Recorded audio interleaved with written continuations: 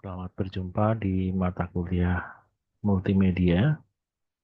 Pada sesi ini kita akan membahas mengenai digital multimedia system. Nah, dari definisi ya, dari definisi multimedia itu sendiri kita bisa melihat dari berbagai sumber ya. Misalnya yang pertama dari Chapman, di situ mengatakan digital multimedia ini merupakan any combination of two or more media represented in a digital form sufficiently well integrated to be presented via a single interface or manipulated by a single computer program. Nah, jadi di sini ingin mengatakan bahwa multimedia itu adalah kombinasi dari dua atau lebih media yang direpresentasikan dalam format digital dan uh, terintegrasi di dalam suatu penyajian begitu ya melalui perangkat komputer.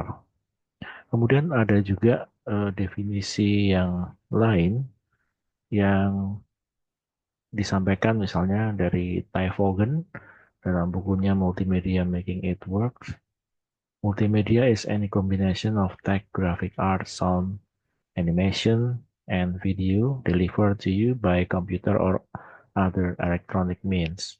Ya, di sini juga menekankan bahwa multimedia itu adalah kombinasi dari beberapa elemen multimedia ya, mencakup teks, grafik, sound, animation, dan juga video ya yang dideliver menggunakan komputer atau perangkat elektronik.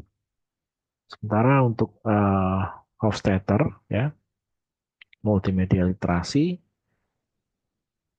dalam bukunya Multimedia Literasi mengatakan bahwa multimedia is the use of computer to present and combine text, graphic, audio, and video with link and tools that let user navigate, interact, create, and communicate. Jadi di sini Hofstadter ingin menekankan ya bahwa selain ya multimedia itu adalah merupakan kombinasi dari text, grafik, audio, dan video.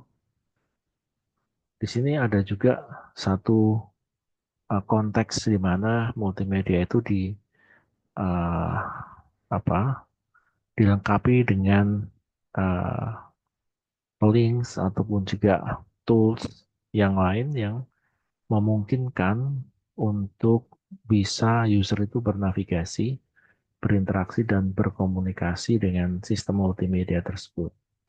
Nah, ini lebih menekankan ke arah yang disebut sebagai interaktif multimedia, ya. Jadi ada hal-hal persamaan ya yang mengatakan bahwa multimedia itu tentunya adalah merupakan kombinasi dari berbagai elemen multimedia ya, dan di situ ada yang sifatnya linear maupun uh, sifatnya interaktif begitu ya. Nah, itu beberapa definisi yang kita bisa pahami supaya kita punya pemahaman yang sama ya, dan konteks yang kita bahas ini tentunya mengarah pada sistem multimedia digital ya, di mana komponen-komponen elemen multimedia itu tentunya dalam format digital ya. Nah, dari uh, hal tersebut ya, memang kemudian uh, memberikan pemahaman kepada kita bahwa sebenarnya istilah multimedia ini sudah lama ya dikenal begitu ya, termasuk di dalam berbagai seni pertunjukan maupun juga di dalam uh, apa representasi informasi ya. Nah, jadi di situ juga ada istilah-istilah multimedia di mana menggunakan berbagai uh, elemen media yang bisa dimungkinkan untuk ditampilkan gitu ya. Nah, dalam konteks ini digital multimedia lebih menekankan kepada eh, penyajian ya multimedia dalam konteks sistem digital. Artinya dengan perkembangan yang ada pada saat ini, elemen-elemen multimedia itu eh, dikemas dalam format digital. Dan sistem komputer pada saat ini tentunya memungkinkan untuk eh, dan memudahkan untuk bisa mengintegrasikan elemen-elemen digital tersebut dalam suatu penyajian multimedia itu sendiri ya sehingga kita sering menjumpai ya bahwa the same story ya itu di represented dalam berbagai media yang berbeda ya jadi misalnya uh, text, image, sound ataupun moving picture atau ya video ya jadi kita sering juga melihat berbagai movie atau film yang diangkat dari sumber-sumber novel ataupun dari uh, apa cerita rakyat misalnya yang sebelumnya itu disajikan dalam bentuk tertulis tapi kemudian diangkat ulang dalam bentuk suatu penyajian film gitu ya jadi artinya cerita yang sama ya ini bisa kemudian dikemas diangkat di dalam suatu penyajian yang berbeda dengan memberikan uh, enrichment media ya jadi meningkatkan kualitas dan juga variasi media yang digunakan untuk menyajikan suatu story yang sama. Nah, tentunya juga uh, ini melatar belakangi ya uh, teknologi komputer yang memungkinkan ya digitalisasi uh, media ya. Jadi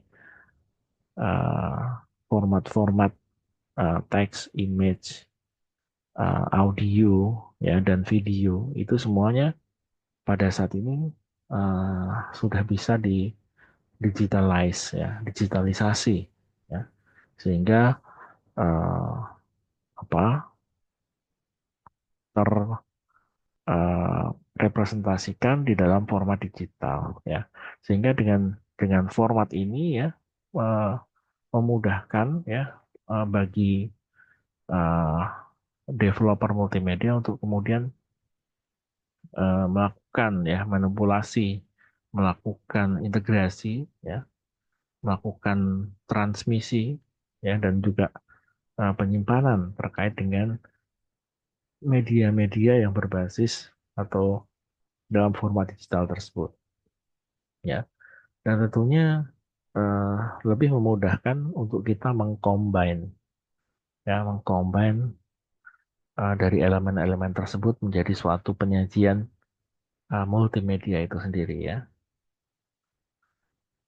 Oke, next eh, interaktif multimedia ya. Jadi dalam penyajian multimedia itu sendiri dimungkinkan ya adanya suatu interaktivitas ya.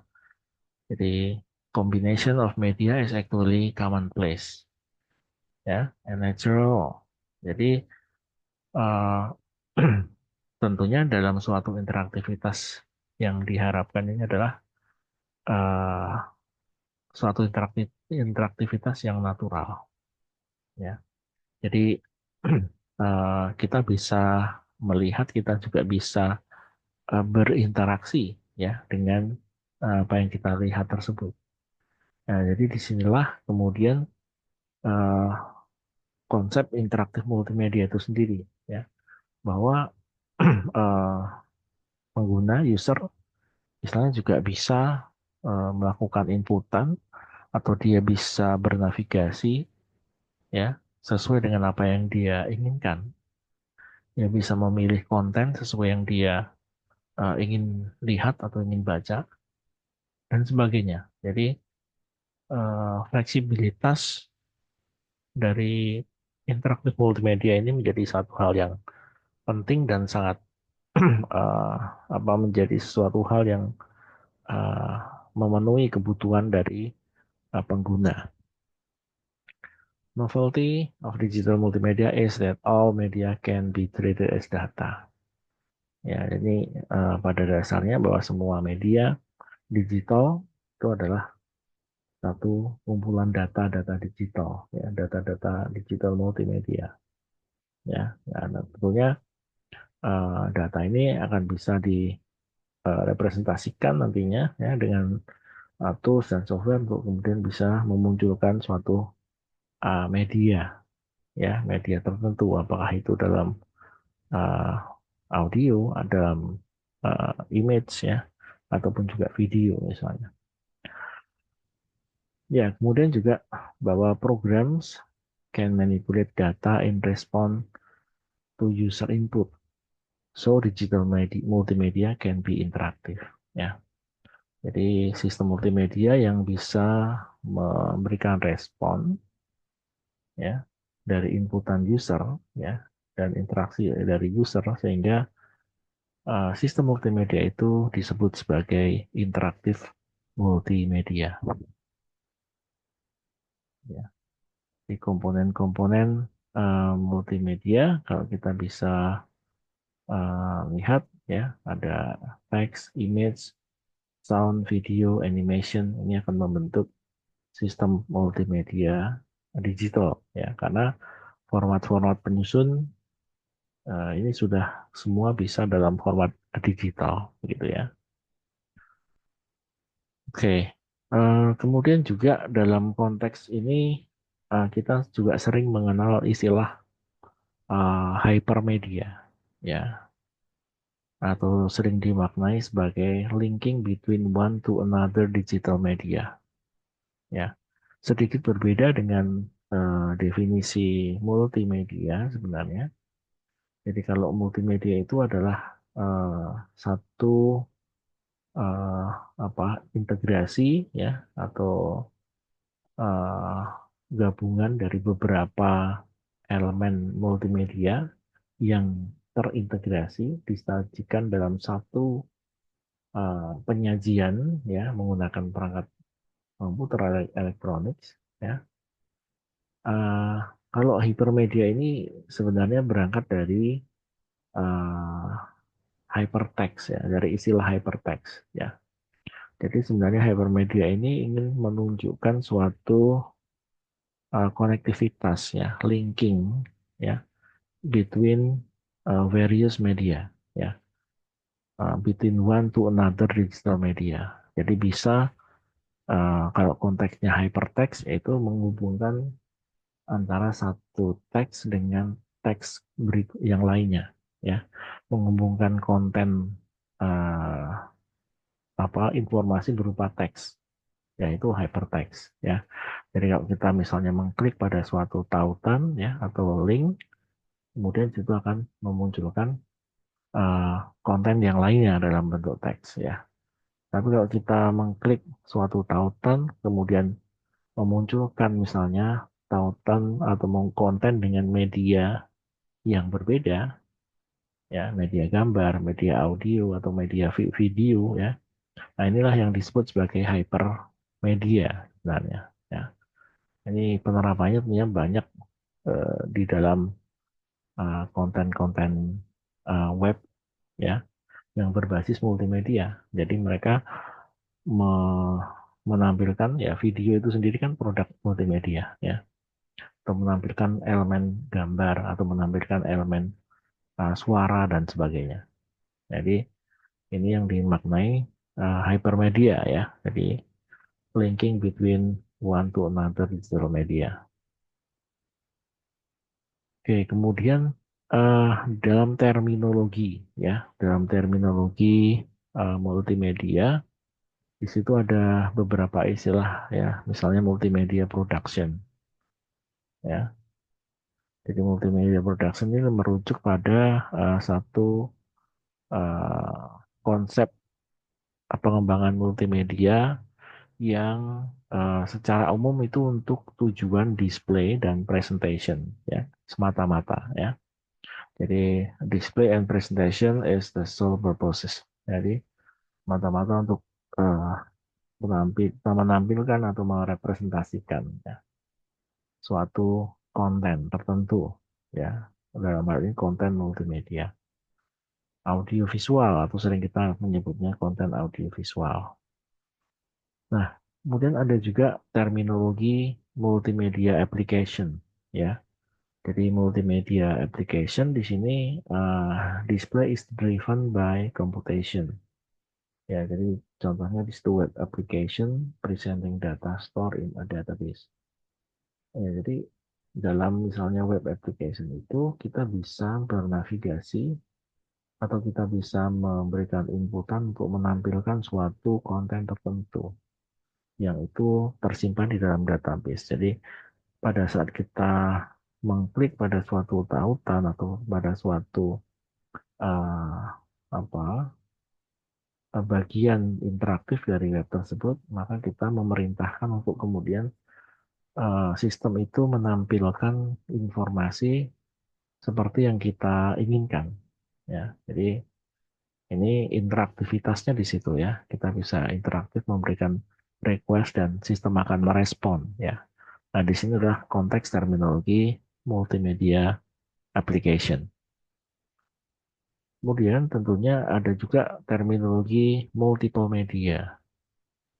Jadi multiple media ini lebih merujuk kepada uh,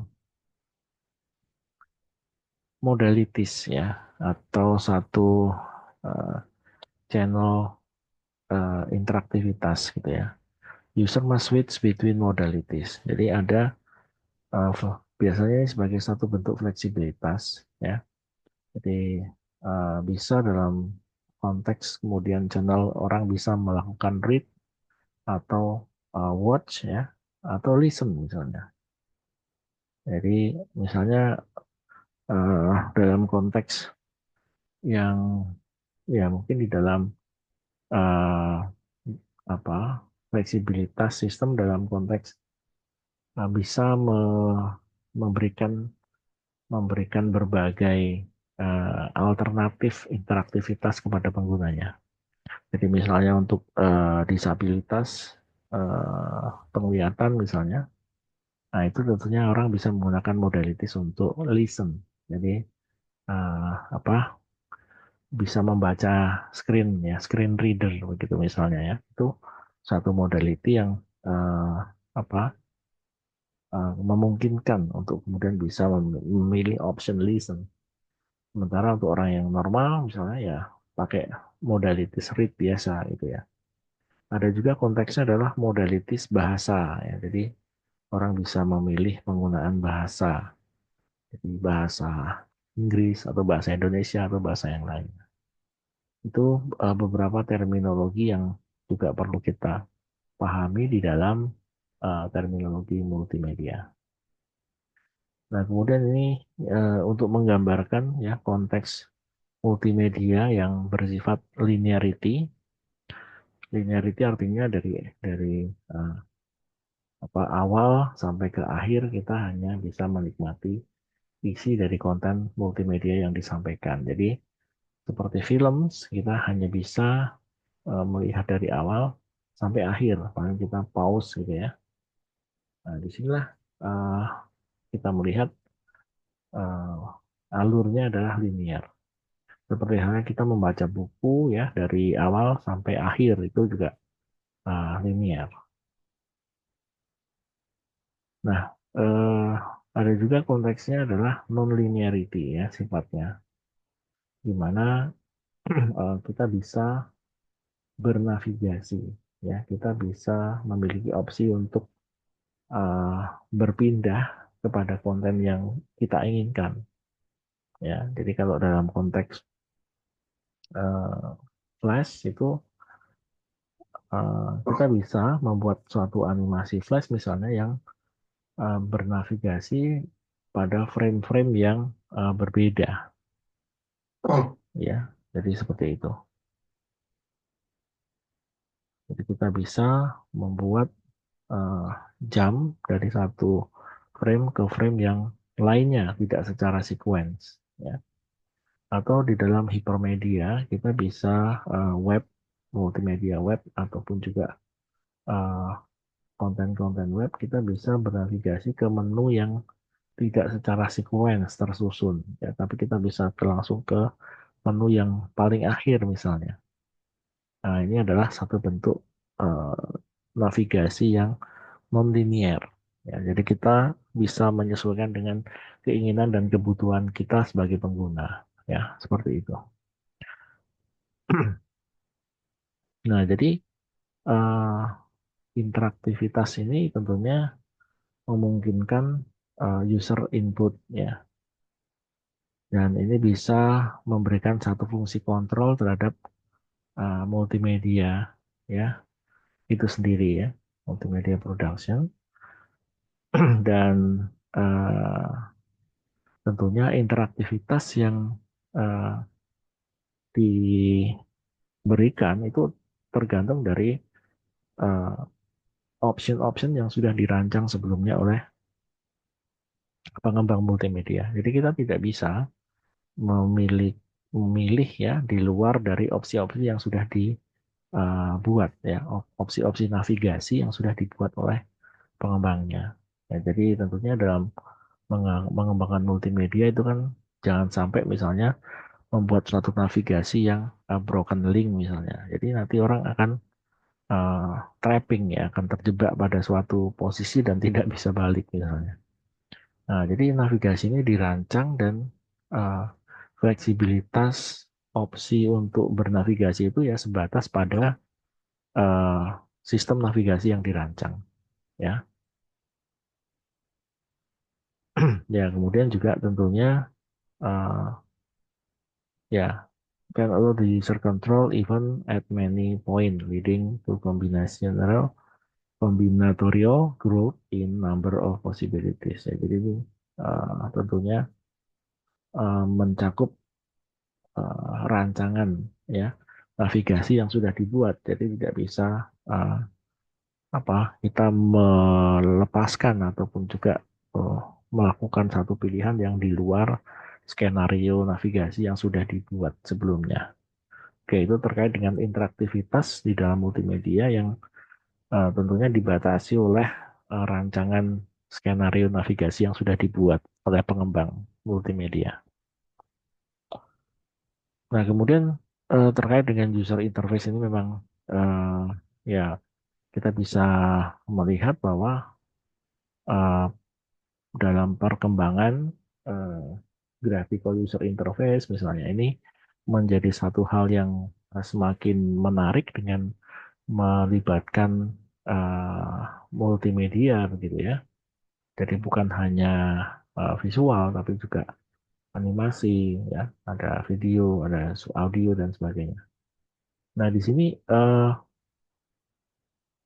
user interface ini menjadi suatu alat ya untuk uh, apa merepresentasikan ya berbagai pilihan ya, dan juga tentunya menjadi suatu uh, alat untuk atau perangkat untuk menerima inputan dari user. Jadi bisa menampilkan berbagai pilihan yang disajikan oleh sistem, tapi juga bisa menerima inputan dari user.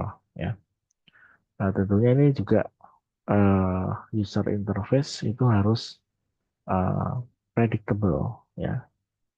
Jadi predictable artinya memiliki sifat yang intuitif ya bagi penggunanya.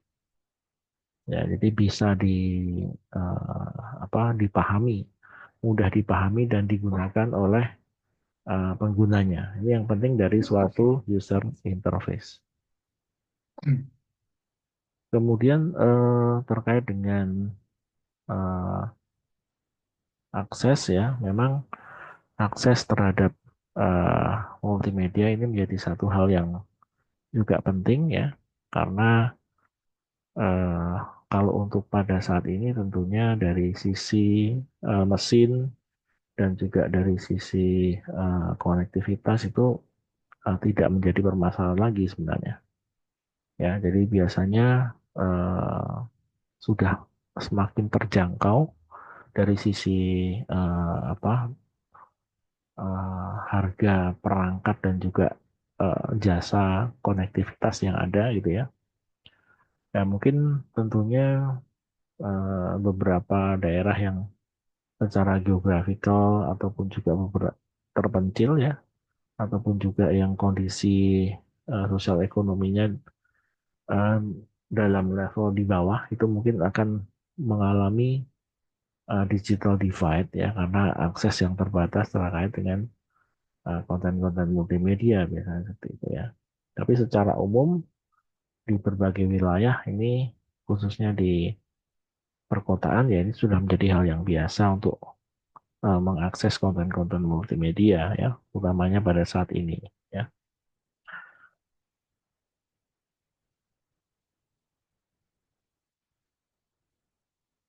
Ya, traditional media production ya, access to production of traditional media highly restricted ya.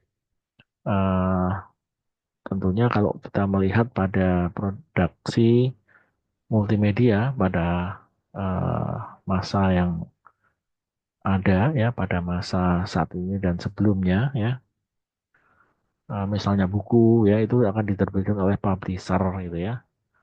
Film ya itu sesuatu yang eh, apa namanya lebih melibatkan banyak lagi ya dan biaya yang sangat tinggi gitu ya.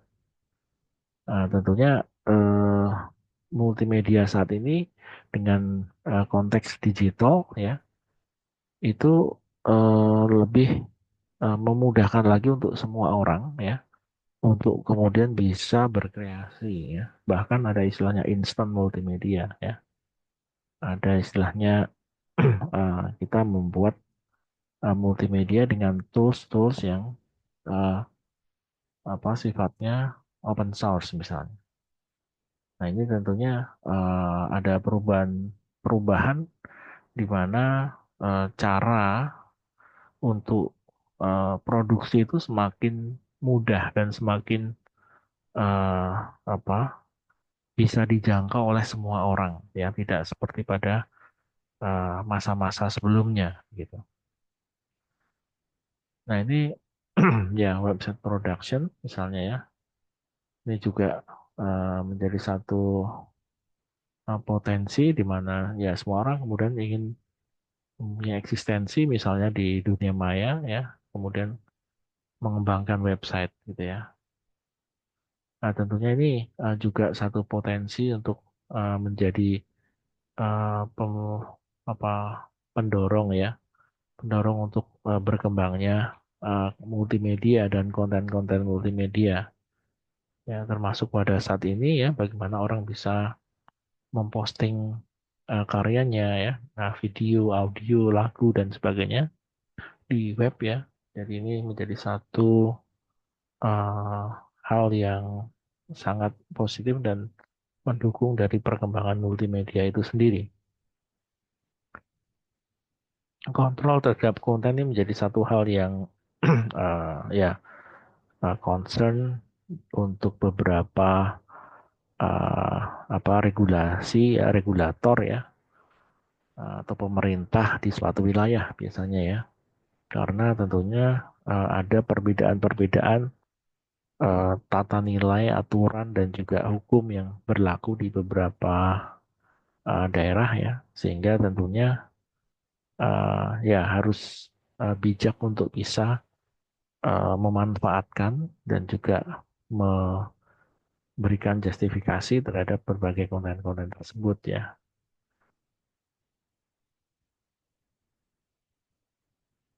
Yeah, also sufficiently complex society seeks to control what people may see or hear either by explicit policing, economic or other means. Yeah, rapid growth of internet and its potential for disseminating unacceptable content has given new impetus to debate about censorship. Yeah, complicated ethical issue with no enduring conclusion or consensus despite thousands of years of debate. Jadi bisa menimbulkan perdebatan dan berbagai isu terkait dengan apa hal-hal etik dan norma ya moral gitu ya moral issue.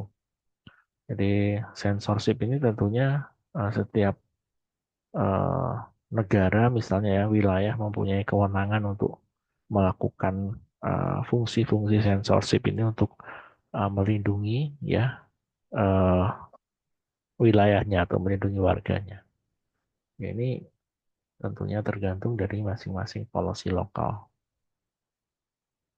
Kemudian tentunya bahwa global network internet ini membawa satu dampak global ya bahwa adanya keragaman ya diversity yang ada ini harus dipahami dan disikapi dengan lebih bijak ya.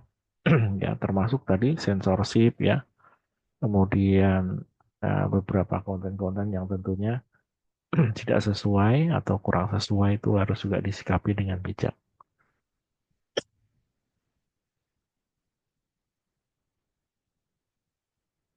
Oke, mungkin untuk sesi ini kita sampai di sini dulu. Kita lanjutkan lagi di video nanti selanjutnya.